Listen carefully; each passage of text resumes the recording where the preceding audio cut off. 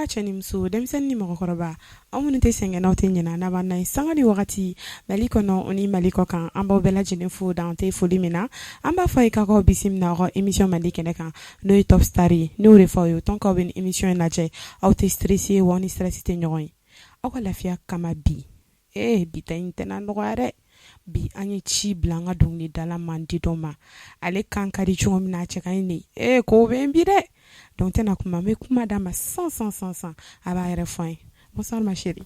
Bonsoir. Kan jumɛn de b'i da? Kan foyi tɛ yen nɔ. Ma chérie ni ma sekɛrɛw fɔ an ye dɛ. Mun sekɛrɛ? Yɛlɛcogo ka ɲi tɔnw bɛ briller. Allah kana n flatter sa. Ayi flatterie tɛ. Ko bɛ cogo di? Ko tɛ cogo la. Mais i kun tununa dɛ. Awɔ n tun tununa dɔɔni. I bɛ se ka i tɔnɔ kun fɔ an ye.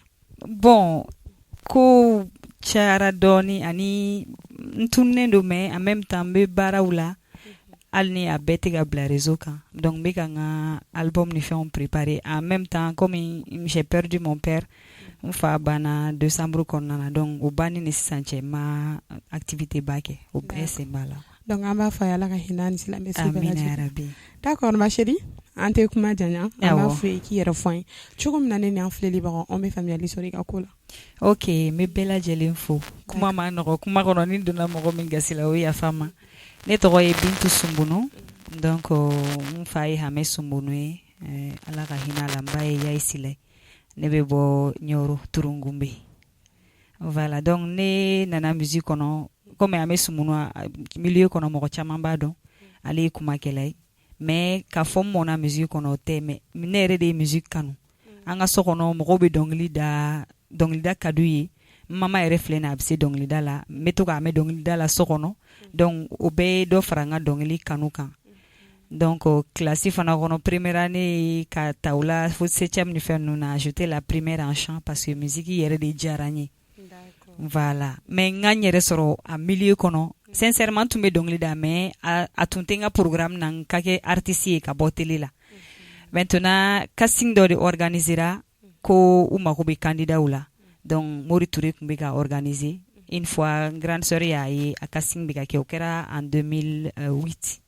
donc a ye n wele donc n taara an ye casting kɛ musée la donc au casting la j'étais la seule min taara ka taa Mali représenter Libreville j'étais la plus jeune de l'émission voilà donc o de hukumu kɔnɔna na n ye n to o émission de la j'ai rencontré Bonkana Maïga émission kɔnɔna na yen nɔ donc ale ko mani nana a bɛ fɛ an ka baara kɛ ɲɔgɔn fɛ a ka émission dɔ bɛ yen ko tun ka guna donc n nacogo filɛ ni art kɔnɔna na. D'accord Bintu faamuyali sɔrɔla i ka kuma kɔnɔna la komi i yɛrɛ y'i doncogo fɔ an ye game kɔnɔna la musique kɔnɔna la. Awɔ. Ne hakili la aw ni an filɛlibagaw an bɛɛ ye faamuyali sɔrɔ Bintu ka musique ko la sinon Bintu an bɛ fɛ k'a dɔn e yɛrɛ ka kalanko bɛ cogo jumɛn. Ok i ka kalanko in bɛ cogo di an bɛ don min na i ko bi. Bon o fana diyara n ye en fait kalan fana tun ka di n ye kojugu ni prix tun bɛ di dɔrɔn prix tun bɛ di ne ma parce que n tun bɛ kɛ première ye ka caya école tun ka di n ye kojugu mais musique ko nana a yoboyaba mais n sera ka école kɛ fo ka taa se bagi ma donc n ye n ka bagi kɛ ka bagi diplôme sɔrɔ maintenant étude de ɲagamina dɔɔni ni n ka tournéw ye donc ce qui a fait que n ma se ka étude kɛ a ɲɛ ma donc depuis 2009 fo ka taa se sisan ma n bɛ tourner ni fɛnw na donc o de ye n ka école tɔ jɔ dɔɔni.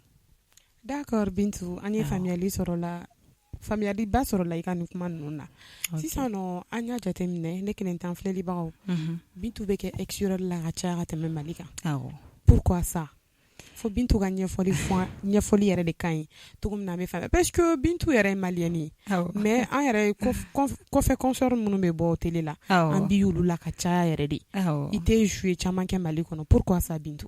Bon min y'o kɛ komi n bɔra k'a fɔ kuma kɔnɔ n ko Bonkana de ko n ka na orchestre la parce que ne bɔlen Africa Star la foyi tun man di ne ka don studio kɔnɔ ka n ka album kɛ donc Bonkana ko n ma ko non artiste caman bɛ yen nɔ u tɛmɛna ni chœur de fɔlɔ donc il faut que n ka na a ka orchestre la tun ka guna n ka chœur kɛ donc o chœur de senfɛ ne ni Worokiya ye baara kɛ ɲɔgɔn fɛ Worokiya Tarawele donc k'a ta 2009 la j'ai fait 8 ans avec Worokiya et o 8 ans kɔnɔna na a bɛ taa jamana o jamana na an bɛ taga ɲɔgɔn fɛ donc a ye fondation fana créé o kɔnɔna na donc en même temps an bɛɛ tun b'an ka dɔnkili da tournée ninnu senfɛ donc après Urukia ni mɔgɔba caman ye baara kɛ ɲɔgɔn fɛ comme Musa Diallo, Cheikh Tidiane Seck ani Salif Keita ninnu donc olu ka voyage caman ni fɛnw bɛ yen nɔ u bɛ n wele donc o de y'a kɛ o temps kɔnɔna na ni 10 ans kɔnɔna na n tɛ sigi n tɛ ka caya mais sisan ni Ala sɔnna a ma n bɛna ɲɛsin n yɛrɛ ka baara ni fɛnw ma yan nɔ inchallah. D'accord Bintu, faamuyali sɔrɔla o la. Voilà Bintu, yani an ka avancer an ka question kɔnɔna la komi tunkarankew yɛrɛ bɛ yen nɔ olu b'an filɛ kosɛbɛ olu bɛ ɲɛnafin na Bintu ta voix ni fili dɔɔni ou bien Allah yanda yagare nya tungaranke tunkanda yagare kenya tungaranke nkemani bana yimpa babana kema yagare kabatungaranke nanu ngimpa bamaga tungaranke kesuma yagare kabatungaranke bangalio faramadamba bebe siri malindi remali. Bintu yɛrɛ kun bɛ se ka continuer ma dɔn ni yɔrɔnin jara a ne yɛrɛ banana chaise in kɔnɔna la. Bintu voilà a jara kojugu. Merci beaucoup. Voilà donc sisan an bɛ continuer n'an ka question ye. Mais Bintu yɛrɛ bɛ style min kɛ o genre ye jumɛn ye genre i ka dɔnkili style quoi.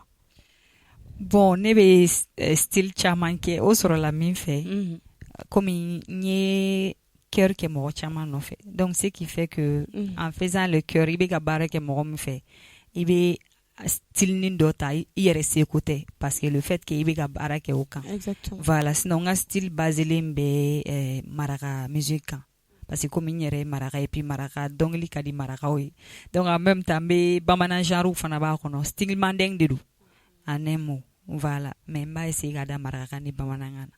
D'accord Bintu an layɛlibaga dɔw y'a yira an na ko e ka style ni Rokeya Traoré de ka style ka surun o kuma in n'o kuma bɛ cogo min na n'a sɔrɔ tiɲɛ de don walima min. Bon n'i ye ne yɛrɛ ɲininka ne b'a fɔ n k'u tɛ kelen ye mais a bɛ se ka comme n y'a fɔ cogo min na i ni mɔgɔ bɛ baara kɛ i bɛ se ka fɛn dɔw ta ka sɔrɔ i yɛrɛ ma bɔ a kalama voilà donc o bɛ se ka k'o ye.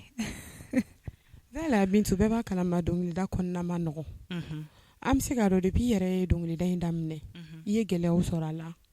Awɔ n ye gɛlɛyaw sɔrɔ a la parce que i n'a fɔ jumɛn ni jumɛn. milieu kɔnɔna na surtout n'i ye muso ye a ma nɔgɔn parce que n ka gɛlɛyaba yɛrɛ yɛrɛ fana kɛra n kɛlen ka den sɔrɔ donc o y'a sɔrɔ an ka tournéw bɛ yen nɔ parce que n'i ye tournée contrat de don n'i ye tournée minɛ a date tɛ wuli donc ne obligera ka n den dabɔ à 5 mois et demi ka taa 2 mois de tournée d'affilée kɛ donc a ma nɔgɔya n bolo.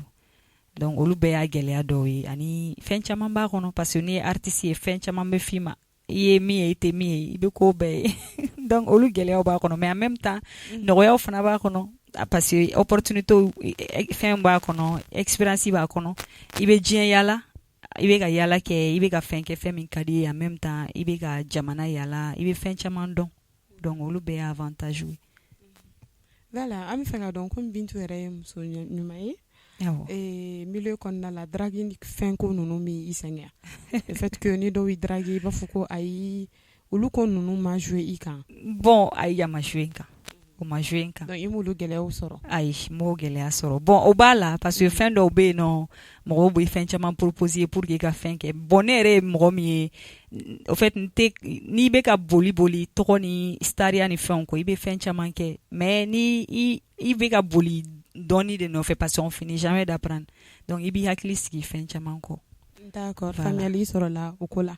Voilà komi Bintu y'a da don gɛlɛyaw la an bɛ se k'a dɔn ni dɔnkiliw ye nafa dɔw fɛnɛ lase i ma i bɛ se k'i da don olu fɛnɛ na.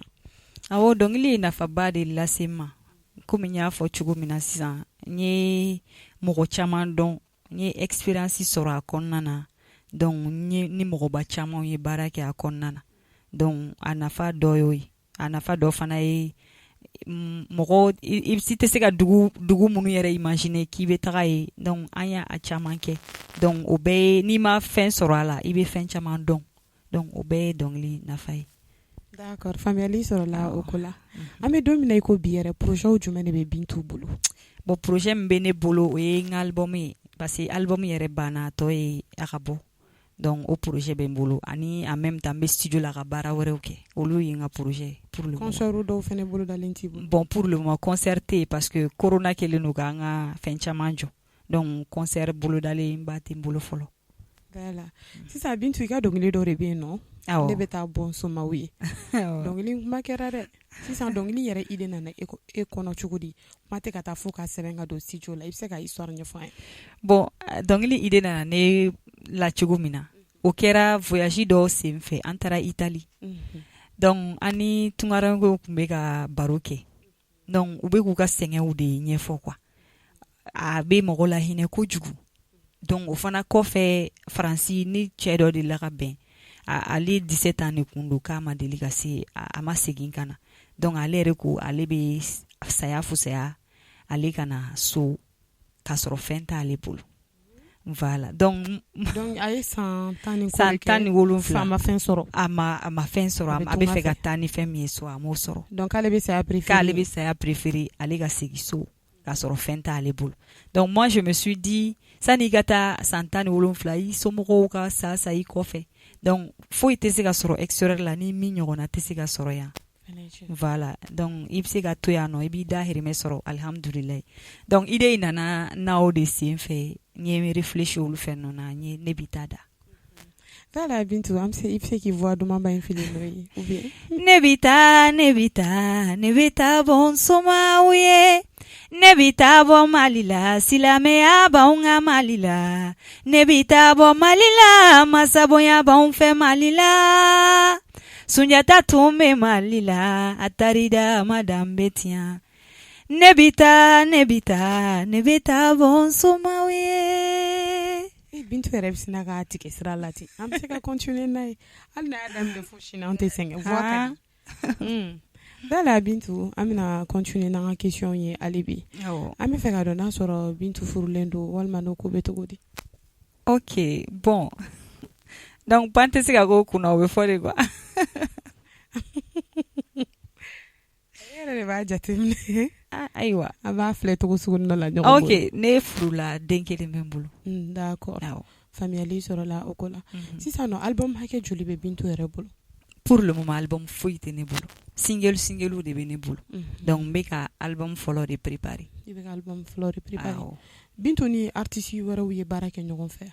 Ne ni artiste camanba de baara kɛ ɲɔgɔn fɛ. I n'a fɔ jɔn ni jɔn? I n'a fɔ Musa Diallo. Parce que n ka voyage fɔlɔ o kɛra ni Musa de ye. A taara ni n ye Danemark pour 1 mois. Donc après ni Urukiya Traoré ye baara kɛ ɲɔgɔn fɛ 8 ans.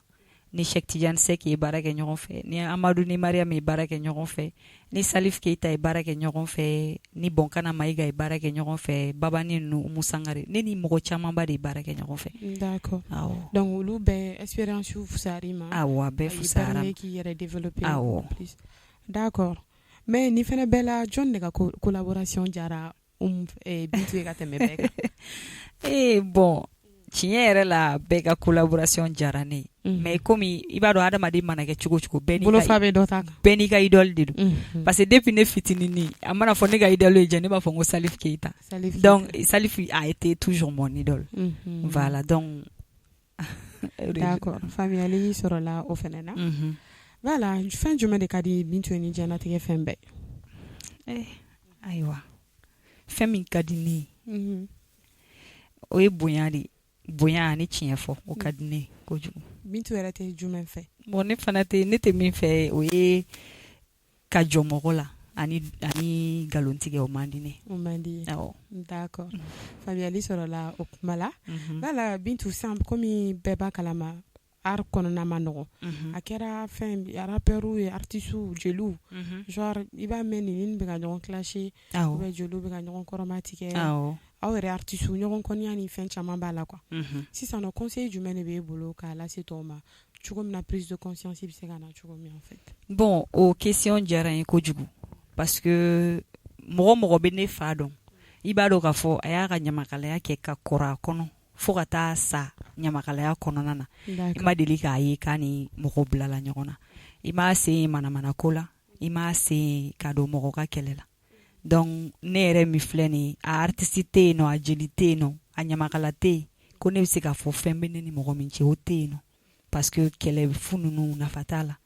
Donc bɛɛ k'i yɛrɛ dan an kana ɲɔgɔn dan parce que conseil min kɔni bɛ ne bolo k'a f'u ɲɛna o ye an ka essayer ka baara kɛ baara de bɛ mɔgɔ mun nafa parce que n'i ye dɔnniya sɔrɔ i bɛ se ka mɛn dɔnniya kɔnɔna na mais kɛlɛ kɔnɔna na a tɛ foyi lase ma fɛn karabali ni fɛn forcé ninnu a tɛ foyi lase puis si t'a caman na i y'a ye n'i ye fɛn forcé i tɛ tɔnɔba sɔrɔ a la mais n'i ye ko ɲɛɲini k'a dɔn dɔnniya bɛ se ka mɛn mɔgɔ bolo kojugu. D'accord Bintu kuma ɲɛna trop voilà Bintu question dɔ de bɛ yen nɔ dɔw ko Milmo y'i kɔrɔkɛ ye an tɛ dɔɔnin fɔ ko fana na ka mɔgɔw bɔ fili la ko bɛ cogo min Milmo ye ne kɔrɔkɛ ye Milmo ye ne kɔrɔkɛ ye ne fa olu ka lagare de ye Milmo fa ye mais ne ni Milmo bɛɛ mɔnna ɲɔgɔn kan an bɛɛ mɔnna ne fa bolo genre Milmo fa ne fa kelen ba kelen. D'accord faamuyali sɔrɔla o la voilà an filɛlibagaw maintenant place à notre rubrique instant chaud.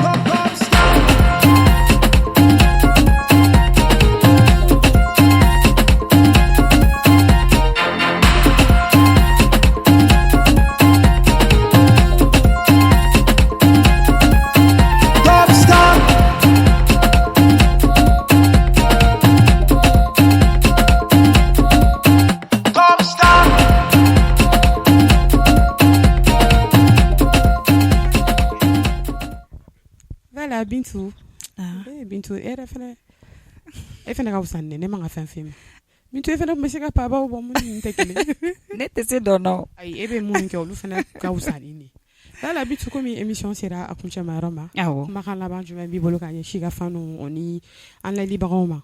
Ok n b'a f'u ɲɛna k'a fɔ n yɛrɛ fana bɛ sira la ni n ka album ye inchallah on est ensemble. Voilà an filɛlibagaw ani Bintu Sunbunu ne tun bɛ ɲɔgɔn bolo émission kɛra wa jara fɛnɛ o la dɔrɔn an b'a fɔ aw k'aw sɔgɔlen to a la ko dumanw bɛ ka nalen restez connectés.